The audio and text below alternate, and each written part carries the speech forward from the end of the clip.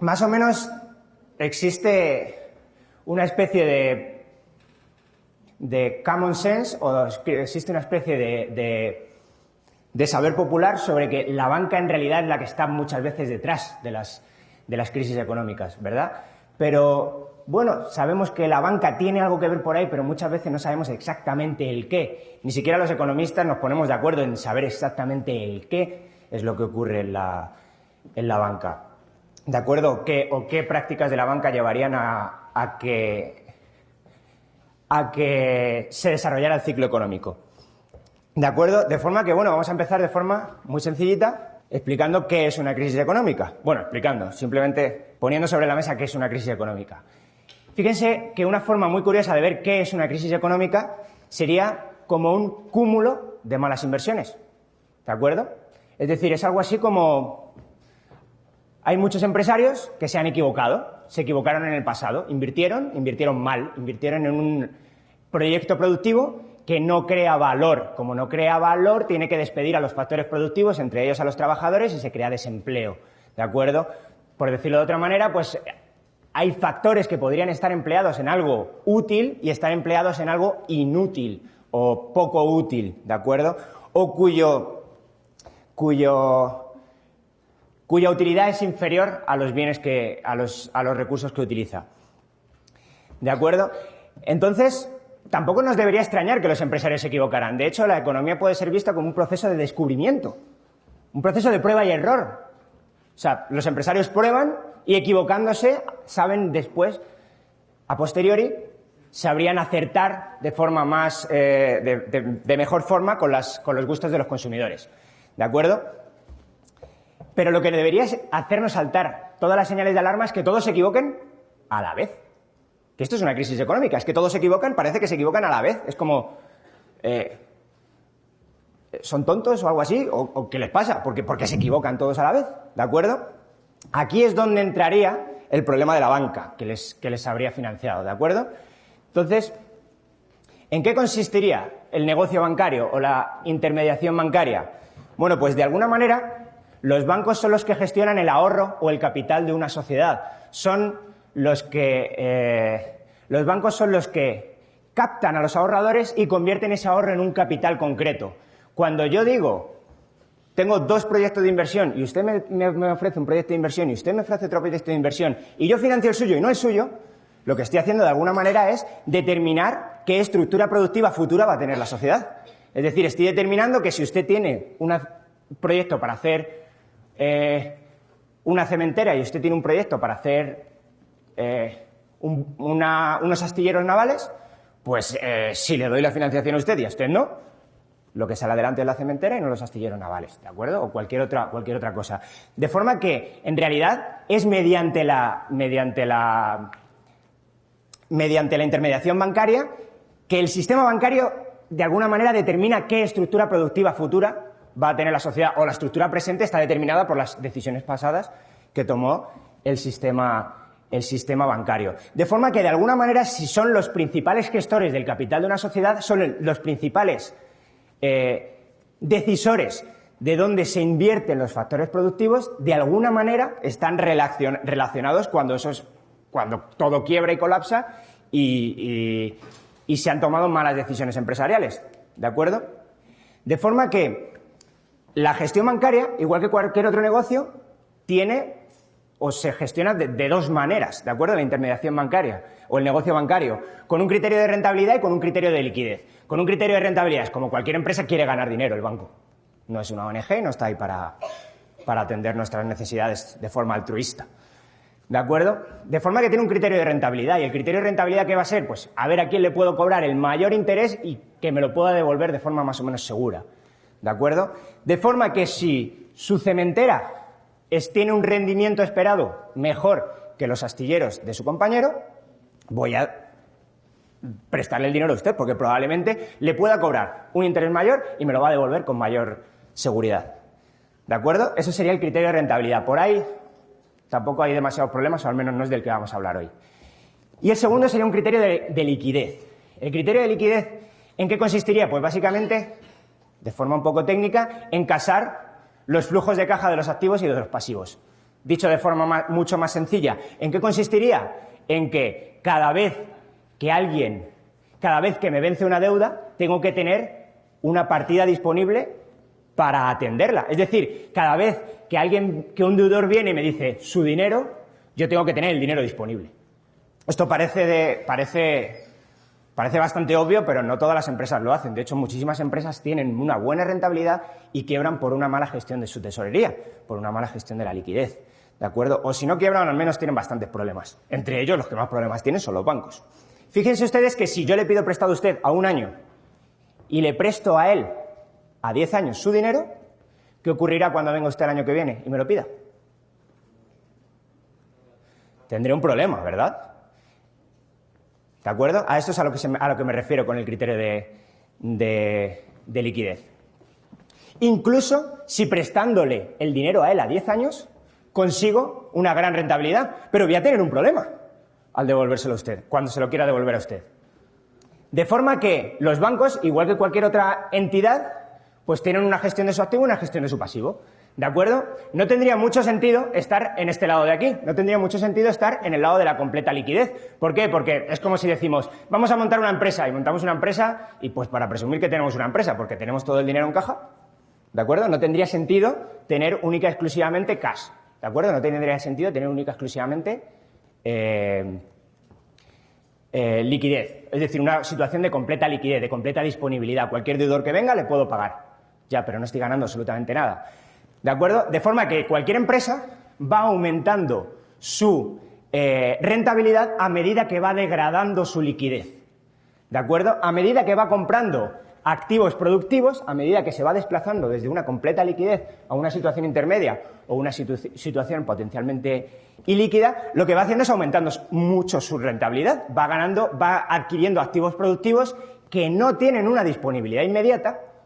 ¿De acuerdo? Si usted quiere vender su cementera porque tiene una deuda, usted no puede llegar y deshacerse de ella como si fuera dinero, ¿de acuerdo? De forma que va perdiendo liquidez, va perdiendo disponibilidad, pero va ganando rentabilidad, ¿de acuerdo? De forma que, punto importante, en el activo, para ganar rentabilidad tengo que perder liquidez, siempre lo tengo que hacer, ¿de acuerdo? ¿Y en el pasivo? Pues en el pasivo ocurre una situación muy parecida. Si tenemos todo equity, si tenemos todo acciones propias, no tengo obligaciones con nadie, al menos no obligación de devolverle un dinero concreto en una fecha concreta, ¿de acuerdo? Podría posponerlo prácticamente indefinida en el tiempo. De hecho, el equity es una forma de deuda perpetua, ¿de acuerdo? O en principio perpetua, si suponemos que la empresa está constituida para durar en el tiempo. De forma que si pasamos a otros tipos de financiación, podemos obtener una financiación más barata, ¿de acuerdo? Una financiación con deuda es una financiación más barata, con lo que aumentaría nuestra rentabilidad, otra vez a costa de degradar la liquidez. ¿Por qué? Porque si empiezo a tener solo deuda y cada vez menos equity, esta situación es muy extraña, es prácticamente, o sea, no es posible, tendría que tener aunque sea muy poquito equity, pero a medida que voy degradando mi liquidez, es decir, a medida que voy adquiriendo compromisos para entregar disponibilidades mías en un futuro cercano, ¿de acuerdo? A medida que voy cambiando de equity a deuda, voy aumentando mi rentabilidad, y disminuyendo mi liquidez, ¿de acuerdo? De forma que tanto en el activo como en el pasivo, para obtener rentabilidad y maximizar la rentabilidad, tengo que ir perdiendo liquidez, ¿de acuerdo? La pregunta es, ¿dónde está el trade-off entre ambas? ¿Dónde está el punto óptimo, si es que existe? ¿De acuerdo? Esta sería la situación que hemos dicho que es un poco estúpida. ¿Para qué vamos a montar una empresa? Para presumir que tenemos una empresa. Pues si tenemos todo cash y todo equity, tengo un problema, tengo que pagar muchos dividendos y no tengo nada que me genere rentabilidad. Entonces, ¿qué tipo de activos tendríamos que comprar y qué tipos de deuda tendríamos que adquirir? ¿De acuerdo? Para esto nos vamos a ayudar de la curva de tipos. La curva de tipos es una curva que relaciona el tipo de interés con el plazo, ¿de acuerdo? Tipo de interés con plazo. De forma que, si estamos en la parte baja de la curva, lo que quiere decir es que el tipo de interés es muy pequeño a corto plazo, cercano a cero incluso, y va creciendo conforme nos vamos moviendo en el tiempo de forma más alejada. ¿De acuerdo? Esto tiene también que ver con la posibilidad de quiebra o con la posibilidad de riesgo de que no me devuelvan el capital. Quizá mañana sí me lo devuelven, pero 30 años, quién sabe las circunstancias. ¿Quién las puede predecir a 30 años? ¿De acuerdo? De forma que el tipo de interés va creciendo conforme va creciendo el riesgo de que no me devuelvan el capital. De forma que ustedes fíjense, la parte del activo que hemos comentado, ¿en qué parte o qué tipo de activos compraríamos? ¿Compraríamos un activo a corto plazo para aumentar nuestra rentabilidad? ¿O compraríamos un activo a largo plazo? Está claro que a largo plazo, ¿no? Si a largo plazo me va a dar muchísima mayor rentabilidad que a corto plazo, maximizo mi rentabilidad si compro activos a lo más largo plazo posible. Si en vez de 30 pone ahí 40 o 50, pues a lo mejor 40 o 50 mejor. ¿De acuerdo? Maximizo rentabilidad si invierto a muy largo plazo. Y en la parte del pasivo, ¿dónde me conviene financiarme? ¿Dónde me conviene pagar intereses? ¿Me conviene pagar intereses aquí? ¿O me conviene pagar intereses allí? ¿Me conviene pagar intereses a corto plazo o me conviene pagar intereses a largo plazo? A corto plazo. De forma que, en realidad, ¿qué estaría haciendo? Maximizaría mi rentabilidad si me financio a corto plazo y si invierto a largo plazo. Está claro, ¿verdad? Invertir a largo plazo maximiza rentabilidad, financiarse a corto plazo maximiza también la rentabilidad. ¿De acuerdo? Bien, con lo que podemos pasar a un nuevo estadio del activo. En este caso tendríamos una situación líquida o potencialmente líquida si tuviéramos activos a corto plazo. ¿De acuerdo? Si tengo el activo a corto plazo, la disponibilidad la tengo el mes que viene. Pero ¿qué ocurría? Tengo una rentabilidad pequeña. ¿De acuerdo? De forma que si voy vendiendo activos a corto plazo y voy comprando activos a largo plazo, voy aumentando la rentabilidad y voy disminuyendo mi disponibilidad o liquidez. Voy aumentando los beneficios que voy obteniendo y, sin embargo, voy cada vez disminuyendo mis disponibilidades. Ya no voy a recibir las disponibilidades el mes que viene, lo voy a recibir dentro de 5 años. ¿De acuerdo? Y así podríamos irnos hasta tener todo el activo comprado, todo el activo invertido en activos a largo plazo. ¿De acuerdo? De forma que tendría una rentabilidad brutal y una iliquidez brutal también. ¿De acuerdo? No podría obtener mis disponibilidades hasta dentro de 10 años. ¿Bien? Y por el lado del pasivo, pues otra vez de forma muy parecida. Tendría una situación muy líquida si tuviera todo deuda a largo plazo. Es decir, no me tengo que preocupar de momento, si tengo que devolver la deuda dentro de 10 años, no me tengo que preocupar ahora de estar diciendo, ay, necesito una disponibilidad aquí rápido porque tengo que pagarle a mi deudor. No, si la tengo a 10 años no pasa nada. Pero si la tengo a 10 o 20 años, es muy caro pagar los intereses. De forma que maximizo mi rentabilidad y pierdo liquidez si empiezo a financiarme a más corto plazo, a más corto plazo, y voy soltando financiación a largo plazo. De forma que, según me voy moviendo hacia acá, hacia este lado, hacia el corto plazo, voy pagando mucho menos de intereses y voy obteniendo mucha mayor rentabilidad por el lado del pasivo en este lado y por el lado del activo antes. Bien, de forma que esta era la situación de completa liquidez, todo cash y todo equity, y tenemos la situación de extrema liquidez, no iba a decir completa, porque no sé si puede existir completa, pero extrema liquidez, en la que tenemos todo activos a largo plazo, en la que maximiza mi rentabilidad, y todo financiación a corto plazo. ¿De acuerdo? ¿Se entiende? Pero claro, ¿a qué nos llevaría una prudencia empresarial? ¿Qué ocurre si estoy en este último caso? ¿Qué ocurre si estoy en este caso de aquí de extrema liquidez? ¿Qué ocurre si le pido prestado a usted a un mes o a un año y si lo invierto a 30? ¿Qué ocurre si invierto a largo y me financio a corto? Si usted le presta a 30 años, usted no voy a tener las disponibilidades suyas, salvo el tipo de interés que me vaya pagando, hasta dentro de 30 años. Pero ¿y si a usted le he pedido prestado todo ese dinero para prestárselo a él a un año? ¿Qué ocurre? Cuando venga usted dentro de un año, voy a tener el mismo problema que estaba comentando antes.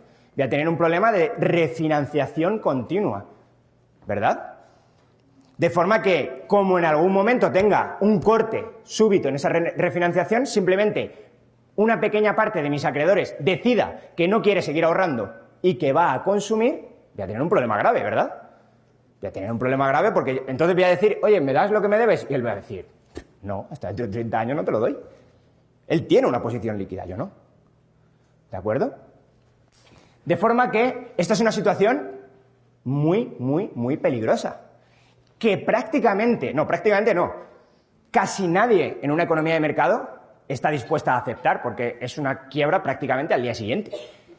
¿De acuerdo? De forma que la prudencia empresarial nos lleva a casar los plazos. Es decir, la prudencia empresarial nos lleva a que el activo a largo plazo sea lo más parecido que el pasivo a largo plazo, o el pasivo a largo plazo más el equity. Y el pasivo a corto plazo con el activo a corto plazo. ¿Por qué? Porque si empiezo a tener gente que me empieza a decir, oye, dame lo que me debes, le digo, toma, lo tengo aquí, lo tengo en esta parte de aquí, toma, no pasa nada. Toma el cash, toma mis activos a corto plazo.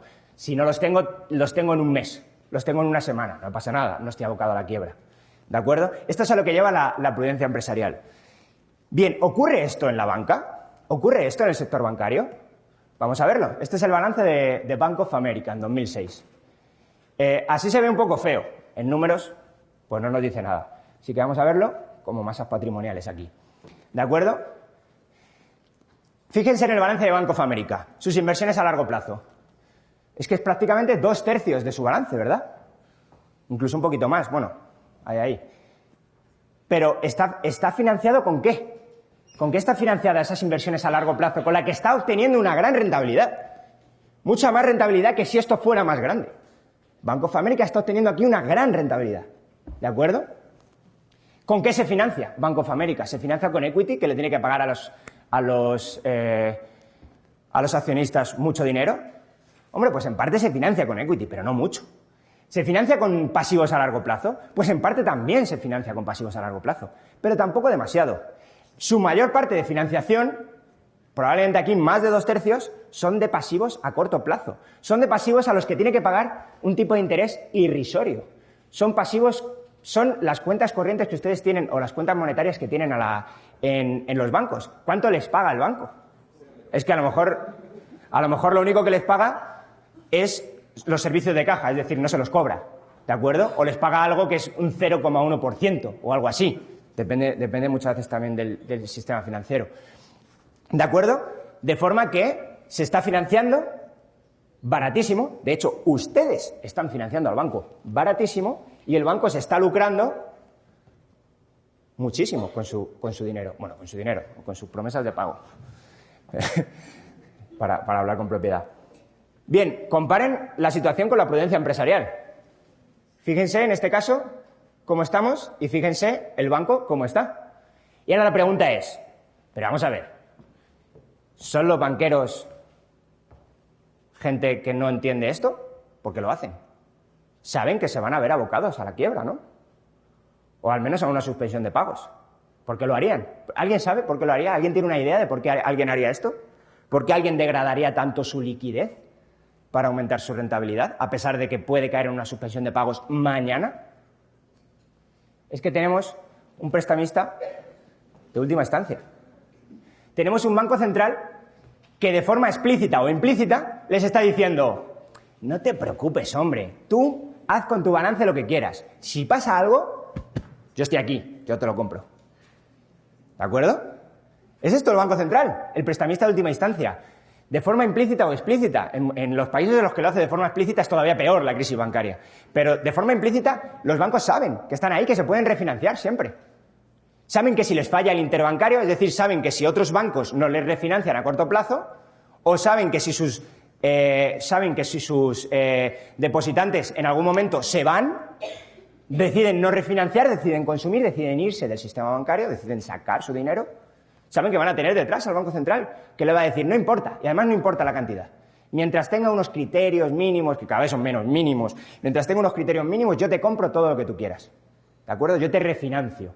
No hay problema, vas a poder atender a tus obligaciones.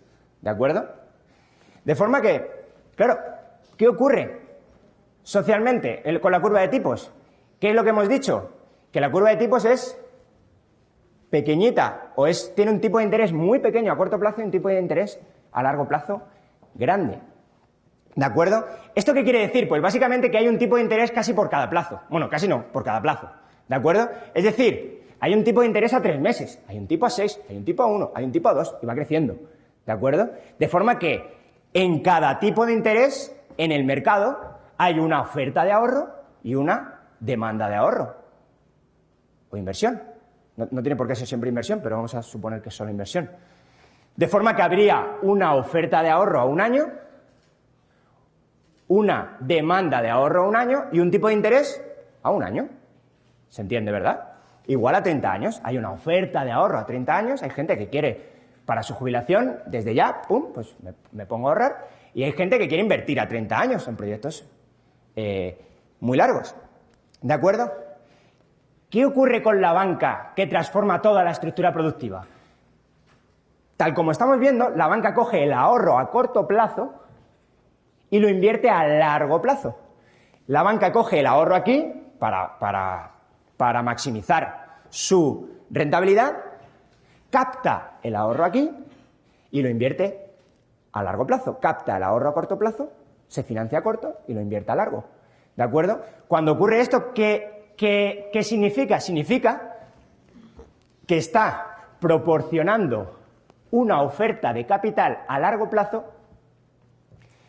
superior al del punto óptimo de su tipo de interés. Básicamente, ¿qué está haciendo? Está bajando el tipo de interés. Todo el mundo está queriendo ofrecer el ahorro a largo plazo. Todos los bancos ofrecen el ahorro a largo plazo. Si ofrecen todos los bancos el ahorro a largo plazo, ¿qué ocurre con el tipo de interés? Se hunde, empieza a bajar. Si empieza a bajar, ¿qué ocurre con los modelos de negocio? Todo el mundo empieza a pedir prestado a muy largo plazo, ¿verdad? Se produce una sobreinversión a largo plazo, por encima del ahorro disponible. Pero la sobreinversión a largo plazo, ¿cuál es su contrapartida en el corto plazo? Es una infrainversión en esta parte, ¿de acuerdo? Es decir, se transforman los factores productivos que tendrían que estar invertidos a corto plazo, se invierten a muy largo plazo. Es decir, se produce una inversión a largo plazo por encima del ahorro disponible a largo plazo. Pero su contrapartida es que se produce una inversión inferior a corto plazo del ahorro disponible a corto plazo. Se produce una mala asignación de recursos. Como si algunos de ustedes han visto el triángulo hayekiano, se alarga la estructura productiva. No les he querido meter el triángulo hayekiano por si no lo han visto. Pero, en cualquier caso, lo que se produce es una sobreinversión en las últimas fases, o las primeras fases de la estructura productiva, en las que están muy lejanas al consumo, los proyectos a muy largo plazo, y una infrainversión en los factores productivos a corto plazo. ¿En qué se traslada esto? Pues en una sobreinversión, en el caso de España está clarísimo, una sobreinversión en vivienda, capital a muy largo plazo. ¿Y la infrainversión dónde se produce? Pues la infrainversión se produce, por ejemplo, en el capital circulante, en las materias primas. Por eso que estalla la crisis y ¿qué ocurre con el precio de todas las materias primas? ¡Pum! Se van por los aires. ¿Por qué? Porque han sido objeto de una infrainversión durante un montón de años. Por eso las crisis, sobre todo las crisis tan grandes como la actual, afectan poco a los países del tercer mundo o a países que están basados en extracción de recursos. ¿Por qué? Porque se ha producido una infrainversión en la extracción de recursos. Como se ha producido una infrainversión en la extracción de recursos, se produce un cuello de botella. Hay mucho capital fijo, hay mucha inversión a largo plazo que está deseando, que necesita el capital a corto plazo, que necesita materias primas. Como se ha producido una infrainversión en las materias primas, se produce un cuello de botella. Empiezan todos a competir y la rentabilidad de las industrias a muy largo plazo empieza a decaer y mucho, y empieza una lucha por los recursos, empieza una lucha por las materias primas, con lo que el precio de las materias primas se dispara, y está clarísimo, crisis económica se dispara, y antes de la crisis se venían disparando todas las commodities, ¿de acuerdo? ¿Por qué? Porque se ha infrainvertido precisamente en esta parte de la estructura productiva, en el capital circulante, en el capital más a corto plazo, se infrainvirtió. Como se infrainvirtió, ahora se produce cuando todo el mundo se da cuenta de esto, cuando todo el mundo empieza a luchar por los recursos, se produce un aumento grandísimo de la rentabilidad. Es por eso que los países pobres ahora, sobre todo años atrás, vienen recibiendo un montón de capital. de los países ricos. Huyen de las industrias que están muriendo allí y se vienen ¿a qué? A invertir en la parte corta, en la parte a corto plazo que se infrainvirtió antes. Eso, y huyendo también de los estímulos monetarios, como el de Japón, por ejemplo. Pero bueno, ese es otro tema. Bien, ¿cuál sería la alternativa? ¿Cuál sería la alternativa a este estado de las cosas? Pues bueno, la alternativa está clarísima. Si esto se produce por un descalce de plazos, si se produce por una inversión exagerada en activos a largo plazo y una financiación exagerada con activos o con ahorro a corto plazo por parte del sistema bancario, está claro, casen los plazos. Cásenlos. Pero claro, necesitan un incentivo para casar los plazos. Entonces, eliminemos el incentivo. Es decir, no eliminemos, tampoco hace falta eliminar el Banco Central, pero por lo menos que el Banco Central diga, esto de ser prestamista de última instancia, vamos a hacerlo, pero con peros. Esto de casi incondicionalmente, tampoco. ¿De acuerdo? Si le refinanciamos al mismo plazo que usted tiene el activo. Este tipo de cosas. Bueno. Y, evidentemente, fomentar la competencia, la alternativa del libre mercado. Es decir, si un banco empieza a descalzar sus plazos, busca financiación en el mercado, no la encuentra, y el Banco Central, que ya hemos comentado en la anterior, el Banco Central le está diciendo no, yo no voy a refinanciar, quiebre, y que sus activos los compre otro banco más prudente, si es que los quiere comprar, ¿de acuerdo? Quiebra bancaria, para, de alguna manera, disciplinar a los agentes, ¿de acuerdo? De forma que, resumiendo el punto, en realidad no es tan complicado. Lo que estamos diciendo es, existe una mala asignación de recursos, que es lo que provoca una crisis económica, una mala inversión anterior, ¿de acuerdo? Esto es una crisis económica, como hemos empezado diciendo. Es decir, existe un montón de empresarios que se han equivocado a la vez. ¿Por qué se equivocan todos a la vez? Pues empezamos a decir, bueno, el sistema bancario es el que, de alguna manera, es el que determina, dando capital a unos y no a otros, qué tipo de estructura productiva va a existir. No la determina completamente él, porque existe otras formas de financiación, ¿de acuerdo? El sistema bancario tiene un incentivo muy fuerte, como todas las empresas, a invertir a muy largo plazo y a financiarse a corto plazo. Si invierte a largo plazo, maximiza su rentabilidad, disminuyendo su liquidez. Y si se financia a corto plazo, aumenta su rentabilidad a costa o una vez más de disminuir su liquidez. Socialmente, ¿en qué se transforma esto? Pues se transforma en una sobreinversión a un plazo determinado y en una infrainversión en otro plazo determinado. Se produce una acumulación excesiva de bienes de capital a largo plazo y una producción muy pequeña de bienes de capital a corto plazo. Como no están casados entre ellos, se produce un cuello de botella. Todos estos de capital a largo plazo están diciendo, dame materias primas, dame. Y estos le están diciendo, es que no puedo más, es que no puedo más, es que no puedo más. ¿De acuerdo? Entonces, al final se produce una mala asignación de los recursos en la sociedad, se produce unos cuellos de botella, ¿de acuerdo? Los cuellos de botella empiezan a ahogar las rentabilidades de las industrias a largo plazo.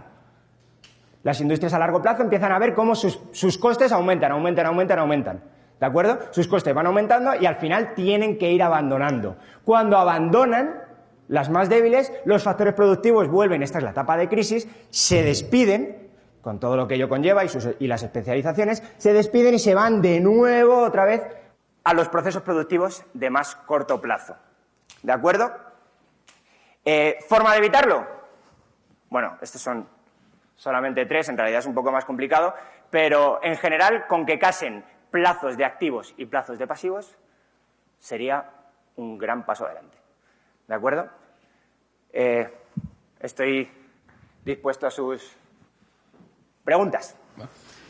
Con lo que decía de que se tiene que fomentar la competencia real y dejar que los bancos de un sistema realmente quiebren, ¿cree que de verdad esto es posible tomando en cuenta el pánico financiero que se puede generar y que entonces toda la demás gente vaya y retire y todo eso? Bien, es muy pertinente la pregunta. Sí, claro, si hoy con el sistema actual se deja quebrar un banco, pues ocurre una barbaridad como la que ocurrió con Lehman Brothers, ¿no?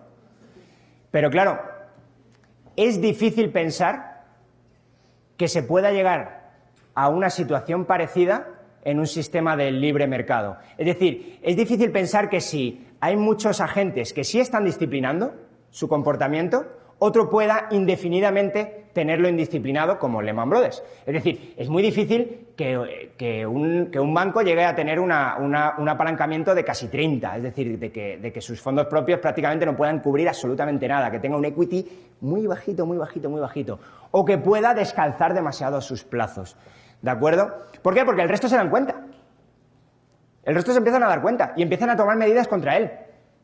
En Escocia, cuando había una especie de banco central que se le acabó la concesión, porque antes se hacían las concesiones, no eran indefinidas, se hacían concesiones por los bancos centrales. Cuando se le acabó la concesión apareció otro banco central. Y cuando empezó a sobreemitir de alguna manera, cuando empezó a realizar estas malas prácticas, el otro banco central, mediante la Cámara de Compensación, no sé si han oído ustedes qué es esto de la Cámara de Compensación, empezó a decir: no acepto los pasivos de este banco, yo no le financio, y no llegó a una situación crítica. El otro banco tuvo que suspender pagos un tiempo, pero no llegó a quebrar. No sé si me explico. Cuando hay un mecanismo disciplinador de mercado, las posibilidades de que se llegue a una situación como la que les he enseñado yo antes son muy, muy, muy inferiores. Y además es posible que tenga activos de buena calidad.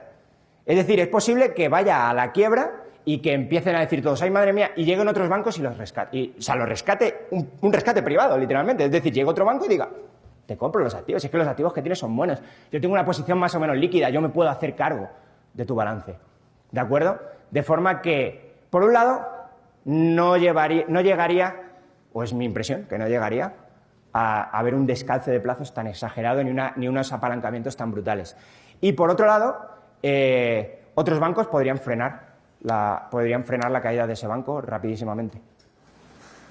No entiendo cuál es el incentivo del Banco Central para seguir rescatando a los otros bancos, o sea, si es tan evidente.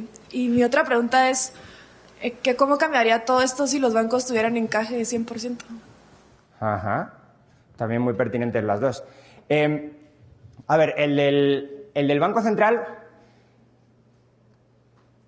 no es que tenga el incentivo a hacerlo, o sea, el Banco Central de alguna manera nace para financiar al Estado, ¿de acuerdo? Entonces, el incentivo del Banco Central actualmente es: si no le refinancio, esto se cae entero, ¿de acuerdo? Entonces, a corto plazo está clarísimo que si no le refinancio, hay aquí una caída brutal.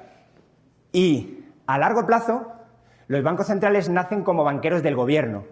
Entonces, los bancos centrales están ahí de alguna manera para emitir también promesas. Ellos también se benefician del juego. Es decir, de alguna manera, junto con el gobierno, ellos compran la deuda del gobierno y se financian también, ¿cómo? A corto plazo, emitiendo, ¿qué? Promesas de pago a corto plazo también. En nuestro caso, los dólares o los quetzales que ustedes llevan en la billetera. Es decir, no es el del Banco Central en concreto, es el del Banco Central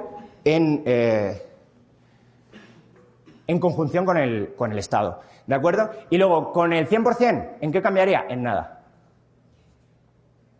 Se evitaría, simple y llanamente, con el 100%, si exigimos, no iba a hablar de este tema porque suele ser bastante polémico, con el 100%, única y exclusivamente lo que haríamos sería, de alguna manera, evitar que se produzca el descalce de plazos en un pasivo a la vista, es decir, en un pasivo a cortísimo plazo, para financiar activos a largo plazo. Pero ¿qué me impediría a mí, banquero, pedirle a usted dinero a un mes y prestárselo a su compañero a 30 años?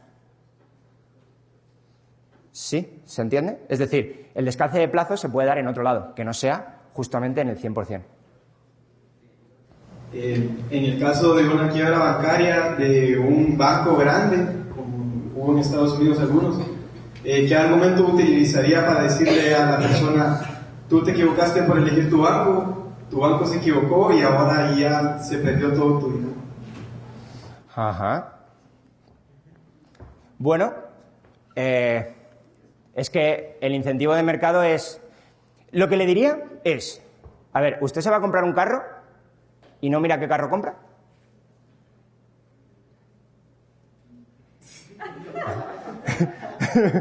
¿De acuerdo? Por responderlo de forma un poco menos técnica. Es decir, Vamos a ver, ¿usted está metiendo los ahorros de su vida y no sabe dónde?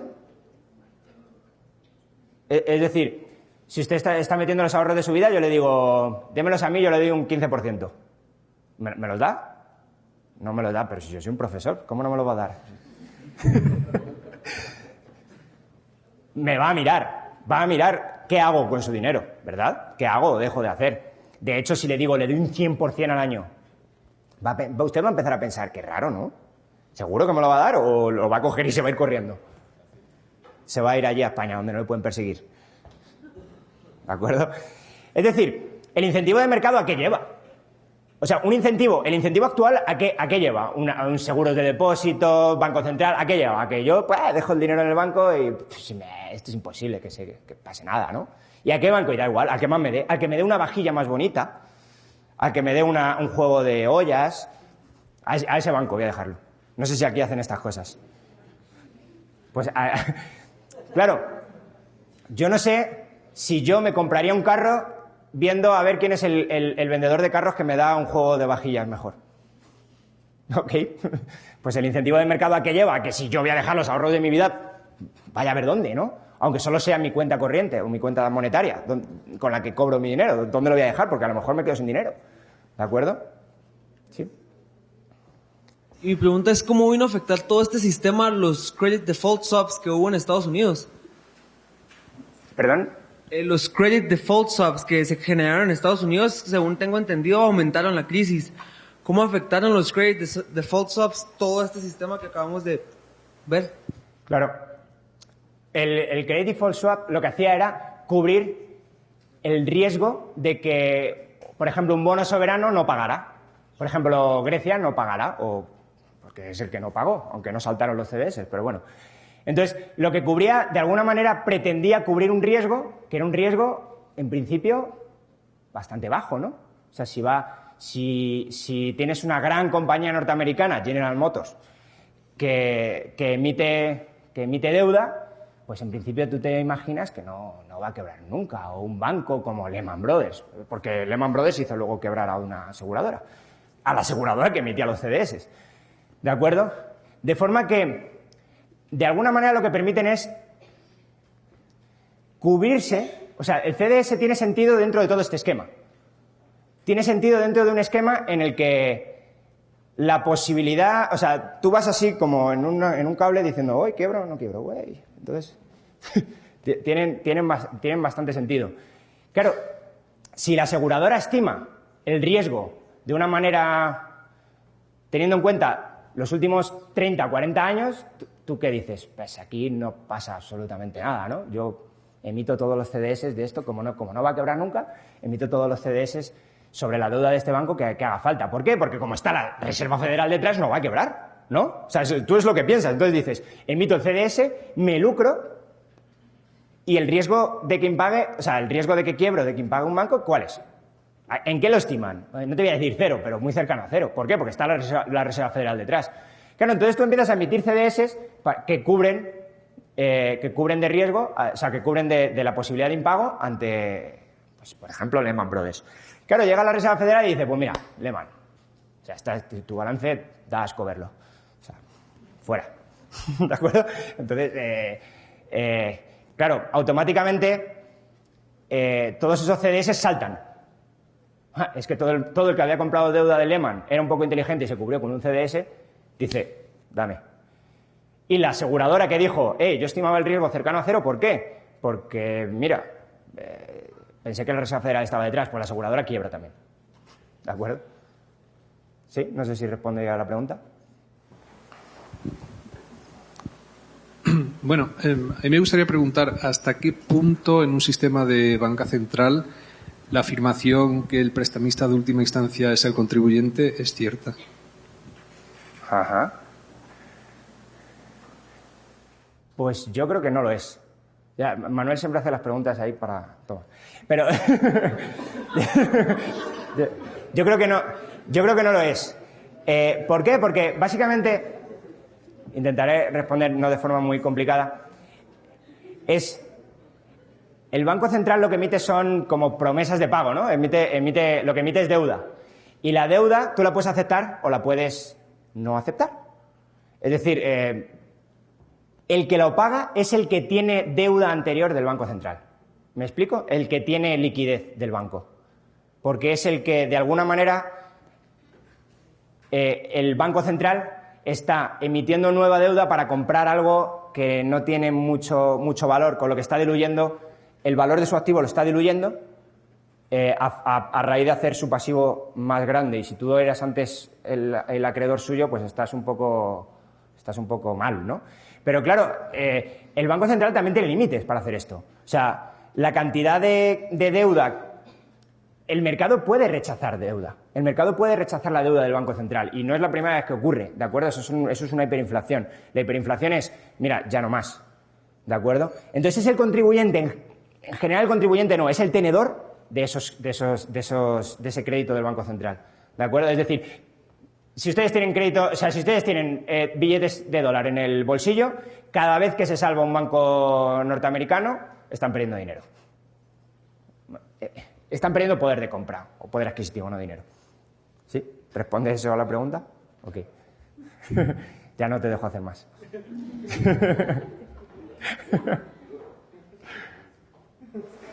Quería saber cómo se calzan los plazos. ¿Es únicamente con el tipo de interés o con un sistema de gestión disciplinado a los bancos? Yo diría incluso un sistema de gestión descentralizada. O sea, quiero decir, igual que el resto de empresas en una economía calzan sus plazos sin ningún problema, porque si no los calzan tienen un problema, creo que los bancos harían exactamente lo mismo. Pero la pregunta está bien, porque básicamente lo que usted dice, no sé si he entendido bien su pregunta, lo que usted dice es, bueno, vamos a ver, entonces el banco se financia aquí y el banco invierte aquí. Entonces, si el banco se financia ahí, invierte ahí, y le prohibimos hacer esto, ¿de qué va a vivir el banco? A lo mejor no ha preguntado eso, pero si se quiere apuntar el tanto, está bien. Entonces, claro, ¿de dónde viene el beneficio del banco? Pues viene de la intermediación, pero viene de la intermediación dentro del plazo. Es decir, viene de la intermediación de yo le capto ahorro a usted a un año y le pago, bueno, aquí está muy bajo, pero yo qué sé, le pago el 2%. Pero cuando se lo voy a prestar a otra persona, se lo presto al 2,5 o al 3%. ¿De acuerdo? Entonces, vendría por ahí el beneficio del banco. Además, esto es el beneficio de la banca que tradicionalmente se llama de inversión, que es la que hace este tipo de cosas. La banca comercial en realidad hacía otras, ahora hace las mismas. Si yo deseara invertir el dinero, ¿cómo podría saber que un banco es mejor para invertirlo? ¿Cómo miraría eso? Pues depende del país en el que esté, usted puede llegar y ver, y la regulación que tenga, pues así de transparente muchas veces son. Mire el balance, mire los activos que tiene, pero no es nada fácil. O sea, un balance de un banco es algo para ponerse unas cuantas horas con él. ¿En qué invierte, en qué deja de invertir? ¿Cómo se financia? Ese tipo de cosas. Básicamente un balance y una cuenta de resultados, por supuesto. O sea, si el banco está perdiendo dinero todos los años, no vaya a ese. ¿Sí? Una diferencia entre, digamos, ir a comprar un carro y no informarme, ir a un banco y no informarme, es que el hecho que el banco tenga una licencia como banco, Ajá. que esté autorizado por la superintendencia de bancos, etcétera, etcétera, etcétera, le da al consumidor una falsa sensación de seguridad. La pregunta es, ¿crees que los bancos tienen que tener autorización especial para operar, a diferencia de un vendedor de carros, por ejemplo, que tienen que estar autorizados por un banco central o esto, aquello? Esa es una pregunta. Uh-huh. ¿Contesto y luego la otra? Sí. Bueno, no. Está. No, o sea, quiero decir, quizá el sistema, he hecho antes alusión a él, pero quizá el sistema financiero que mejor ha funcionado en la historia de la humanidad no tenía licencias.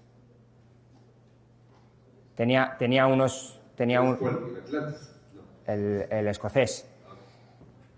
Tenía una regulación específica que no era exactamente la de cualquier otra empresa, pero no funcionaba con licencias.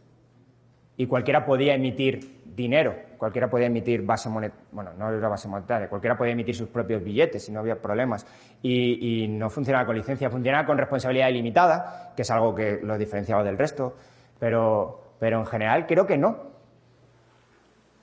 Ok, yo por lo que entendí es que la causa del ciclo es una imprudencia por parte de los bancos que no calzan sus plazos, que captan a corto plazo y colocan a largo plazo. ¿Sí? Okay. Entonces, la causa de las crisis es endógena, es propia del sistema, es creada por el sistema. No es monetaria. Sin shocks y no es monetario, sin intervención, digamos, sin inyecciones monetarias o... No necesito una inyección monetaria para que haya... No. No necesita- O sea, en principio, también o sea, existe. es una falla del capitalismo. No. Bueno, no Pero sé dijiste que es endógena. hasta qué punto el Banco Central es endógeno. O hasta qué punto el Banco Central en coalición con el Estado es endógeno al capitalismo. Es más bien exógeno, ¿no? El Banco Central. Bueno, quiero decir, el prestamista de última instancia que es la base de la ponencia que he hecho, que es el que provoca el descalce de plazos, esa es la parte exógena. Yo diría que es la parte exógena. Bueno, pues si no hay más preguntas, muchas gracias por haber estado aquí conmigo.